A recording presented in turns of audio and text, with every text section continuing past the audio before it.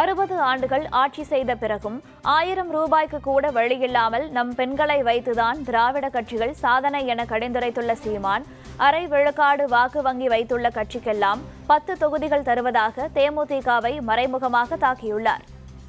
அந்த தேர்தல் நேரங்களில் எதையாவது ஒரு கவர்ச்சியான இலவச திட்டங்களை அறிவித்து, நான் உனக்கு ஃப்ரிட்ஜ் தருகிறேன், தாலிக்கு தங்கம் தருகிறேன், நான் 8000 டோக்கன் தருகிறேன், 10,000 டோக்கன் தருகிறேன். இது அல்ல ஆட்சி முறை. 60 ஆண்டுகளாக இந்த திராவிட முன்னேற்ற கழகம், அதிமுக, அண்ணா திராவிட முன்னேற்ற இதான் மாறி மாறி ஆளுது. நீங்கள் நல்லா கவனிங்க, படித்த பிள்ளைங்க, என் அன்பு பெற்றோர்கள் கவனிங்க. ஆள் மாறும், ஆட்சி மாறும், ஆட்சி முறை மாறாது. 60 ஆண்டுகள் ஆண்டு முடித்த பிறகு அம்மாவுக்கு 1000 ரூபாய் கொடுக்குறேன், அது உரிமை தொகை. ஏன்னா 1000 ரூபாய்க்கு கூட வழியில்லாத நிலையில் நம் தாய் தங்கையை வைத்ததுதான் இவர்களுடைய சாதனை. நமக்கு எவ்வளவு வாக்கு இருக்கு? 36 லட்சம். எத்தனை விழுக்காடு? 8.5 விழுக்காடு.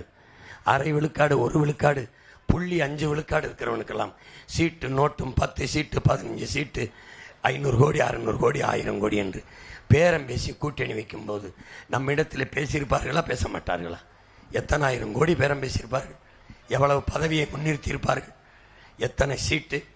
நீங்கள் 40 பேர் தலைவாயிரலாம், துணை முதல்வராயிரலாம், இத்தனை 1000 கோடி கொடுக்குறோம். நமக்கு முன்னாடி என்ன வருகிறது? பதவியா, மக்களுக்கான உதவியா, பணமா, இனமா?